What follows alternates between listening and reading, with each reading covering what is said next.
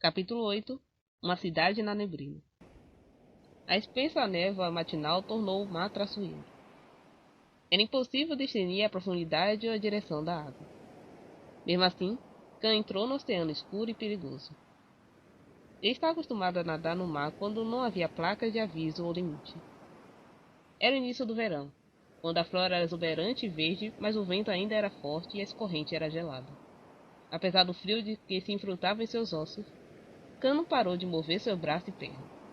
Ele queria desesperadamente escapar dos seus pensamentos. Por que você não fez nada? As palavras de Najak surgiram em sua cabeça de novo e de novo, ressoando pelo mar aberto como uma música de sirene. Não havia ferida para ser vista na parte superior do corpo. Ele se curou da noite para o dia. Se ele cicatrizasse e se machucasse como os outros, ele ainda estaria preso em seus pensamentos assim? Khan se perguntou sobre sua capacidade de cura. Mesmo se ele sangrasse, rasgasse os lábios ou formasse hematomas pretos e azuis, tudo isso desapareceu na manhã seguinte. Khan parou de nadar e deixou seu corpo flutuar na água. Então ele endireitou o corpo verticalmente e se deixou afundar até o fundo. Ele repetiu isso de novo e de novo. Ele oscilava cruzando para frente e para trás entre a vida e a morte. A esse ponto, ele ficou debaixo d'água por muito tempo e lutou para respirar. A água começou a encher sua boca e pulmão.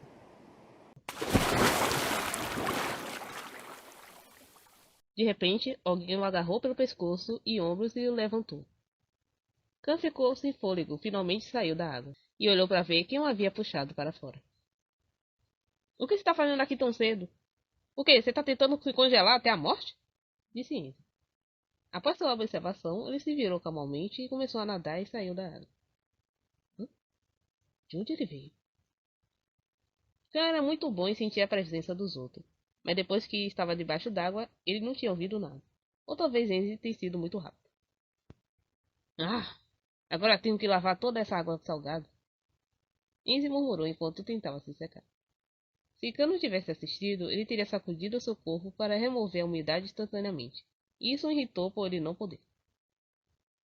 Khan seguiu Enzo para fora da água e olhou para ele. Como diabos ele sabia que estava aqui? Ele se afastou um pouco de Enzo e disse silenciosamente: Eu não estava tentando me matar. Eu não disse nada. Você disse. Você me perguntou se eu estava tentando congelar até a morte. Eu não quis dizer isso literalmente, ok? Ah, ele tem que ser tão dramático. Enzo franziu a testa quando ele voltou para Khan. Khan era um cara grande, mas era bastante sensível e ingênuo em muitos aspectos. Khan olhou silenciosamente para o horizonte nebuloso. De repente o vento mudou de direção e soprou um pouco mais de névoa sobre eles, reduzindo ainda mais a visibilidade. Por que você veio aqui? É perigoso aqui na neblina da manhã. Se é tão perigoso, por que você veio? Estou acostumado com isso. O que é para acostumar? É apenas água sem fim, sem limite. Está tudo bem. Isso é um tique verbal? Ele se perguntou, observando com a frequência que Khan repetia a palavra limite e linha. E ele deduziu que só disse isso por hábito, como de costume. Mas Khan continuou. A floresta de Lilás, o oceano de Wayville. Está tudo bem para mim. A névoa que se reuniu e se levantou rapidamente, a exuberante e traiçoeira floresta de Lilás, que engolia a maioria das pessoas, e as águas profundas e desconhecidas, estava tudo bem para Khan. Izzy não tinha certeza do que Khan queria dizer. Khan dizia coisas que Izzy não entendia. E frustrou Enzi que Khan não tinha como saber disso. Enzi era bom em descobrir as coisas com informação limitada, mas achou isso difícil com Khan. Ele se empolerava no quebra-mato de concreto e sacudiu seu cabelo molhado. Por que você fez isso? É verão. Khan lhe deu uma resposta preparada, pensando que Enzi estava se referindo ao seu mergulho matinal no mar. Não, não é isso. Por que você deixou de te espancarem? Que tipo de pergunta é essa?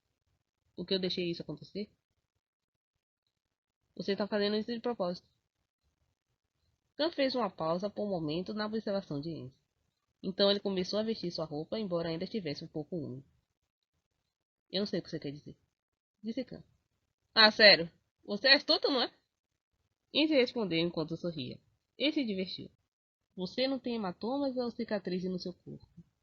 E tem só uma noite desde que aconteceu. Enzi lembrava claramente. Ele se lembrou exatamente onde Khan estava ferido e onde havia sangrado. Mas agora não havia vestígio de nada disso. Era como se a memória dele estivesse pegando pressa.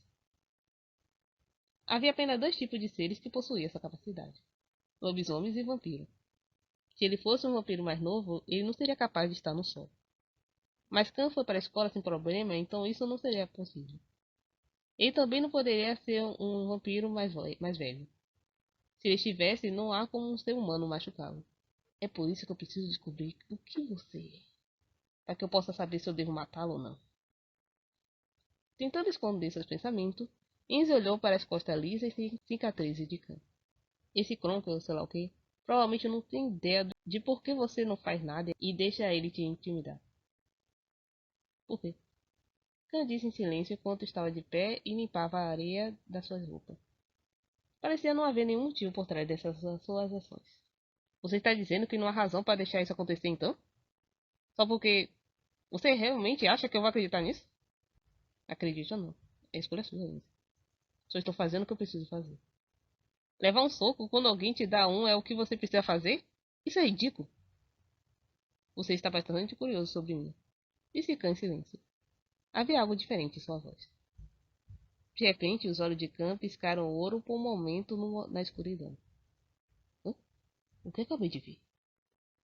Enzi desceu e se aproximou de Khan. O som de ondas batendo e o som do vento ao seu redor. Você está certo. Estou muito curioso sobre você, Khan. Enzi acalmou sua animação e olhou diretamente nos olhos de Khan. Eles eram marrons novamente, e o flash que ele tinha visto parecia uma alucinação. Estou curioso sobre de onde você é, para onde está indo, o que você gosta de comer, assistir, ouvir. Isso é um pouco demais, não acha? Khan disse. Mas Enzi apenas sorriu e seus lábios tortos. Certo, eu sou um pouco assim. Assentando prontamente esse fato, Enzi limpou seus óculos molhados com a ponta da sua camisa. Você não está curioso sobre o que minha curiosidade me levará a fazer? Enzi não conseguia dizer se a nebulosidade era dos seus óculos manchados ou da neblina. Então me diga, o que aconteceu com seu experimento? Khan se aproximou de Enzi, como se quisesse responder à sua pergunta. Ele então limpou a água do mar restante do corpo de Enzi com as mãos. Foi um ato gentil e carinhoso. Bem-vindo a uma cidade nebulosa. Era verdade. Como Khan havia dito, era difícil discernir o que era real e o que não era nessa cidade. O que quer que você ache que viu, você provavelmente está enganado, Enzi.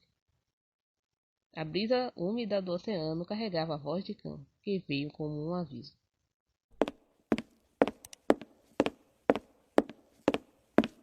Despertado do seu cochilo em um canto do ginásio, os olhos de Enzi se contorceram ao som do passo familiar. Seus passos parecem apressados e irritados. Eu me pergunto o que dessa vez. Com os olhos ainda fechados, Enzi tocou seu pé, concentrando-se nos passos que detectou a várias centenas de metros de distância. A briga matinal com Khan fez a cabeça de Enzi girar, e ele quase se deixou levar por essa distração. Por que você não entregou seu formulário de inscrição do clube? Com certeza Mika estava irritada. Qual formulário de inscrição? Enzi respondeu sorrindo. Mika colocou as duas mãos no quadris. Por que você não abre os olhos primeiro? O formulário de inscrição, aquele que você dobrou em um avião. A escola é uma piada pra você? Você não quer se formar? Eu não posso dar o não definitivo a nenhuma dessas perguntas. Najak Teo está se comportando como um aluno perfeito. Mas isso não se adequava à personalidade de Enzi. Viver em uma cidade humana entre outros humanos já era ridículo para Enzi. A testa de Mika estava úmida de suor. Ela estava procurando Enzi o dia todo. Se ela soubesse que ele estava dormindo aqui assim o dia todo, ela teria dado um chute nele. Mika geralmente demonstrava muito suas emoções, e Enzi conseguiu ler rapidamente o que ela estava pensando. Parece que você quer me chutar. Não é óbvio? Mika respondeu com reverência e empurrou um formulário de inscrição do clube na frente de Enzi, que riu. Envie ao professor até o final de semana. Se você não fizer isso, eu vou escolher um para você. De que clube você está? Clube de leitura. Por que vocês estão todos curiosos sobre isso? Vocês vão zombar sobre o meu clube e achar que é chato. Mika se lembrou de como Najak chamou seu clube de chato. E ela se virou tirando sua frustração em Enzi. Isso é um pouco presunçoso. Eu não disse nada. Mika desviou o olhar, sentindo-se um pouco culpado. Enzi encolheu os ombros. Então ele se levantou e se dirigiu em direção à saída sem ligar para Mika. Antes que ele pudesse ir embora, ela agarrou o braço dele. Mika estava bastante perturbada. Espere! Onde você vai? Para algum lugar tranquilo. Você não veio para a aula? Você acabou de decidir ser um delinquente? Tenho certeza de que uma menina certinha como você não entenderia. Mika odiava ser chamada assim. Ela era inteligente e tirava notas boas. Por que isso faz dela uma menina certinha? Ninguém a chamou assim por implicação positiva, então o que Enzi disse realmente a incomodou. Por que torna sua vida mais difícil? Estou falando de você, Ikan. Eu? Se você quiser incomodar alguém, incomode o Khan. Não há necessidade de prestar atenção a um delinquente como eu. Enzi sabia que estava descontando sua frustração em uma pessoa inocente. Ele ainda não conseguiu se livrar do seu encontro com Khan naquela manhã. Enzi pensou que Mika responderia com mais raiva, mas ela apenas olhou para ele em silêncio. Você é uma espécie de encrenqueiro, não é? O quê? Um encrenqueiro. É você. Não foi que Enzi tinha ficado surpreso com o que ela disse. Ele ficou surpreso que ela tinha acertado na música. Seu cabelo castanho esverdeado brilhava sob a luz refletida na janela da academia. Mika pensou por um momento que seu cabelo era tão bonito quanto as árvores da floresta lilás que agora estava apenas começando a ficar verde. Não era muito verde, mas também não era muito escuro. Era uma boa cor. Mika finalmente desviou o olhar do cabelo de Enzi, que estava brilhando à luz do sol, e se concentrou em seus olhos. Apenas admita que você não sabe por que está tão curioso sobre ele. Pelo menos você seria honesto. Você não sabe nada sobre mim. Enzi a avisou para não cruzar a linha. Mas Mika estava imperturbável. Eu não, como eu poderia? Eu só falei com você algumas vezes. É? Olhando para o rosto dela, seu mau hábito de Enzi começou a surgir. Você não está curioso sobre o que minha curiosidade me levará a fazer? Como ele havia dito a Khan, Enzi era muito curioso. Olhando para Mika, ele se lembrou de como ele se sentia quando jovem, roubando com a sua irmã mais velha. O que ele viu antes dele foi a isca perfeita para chamar a atenção de Khan. Ele sentiu agora o que sentia então, quando escolheu cometer um crime para sobreviver. Os olhos castanhos de Enzi examinaram Mika como se ela fosse uma presa madura para a colheita. O quê?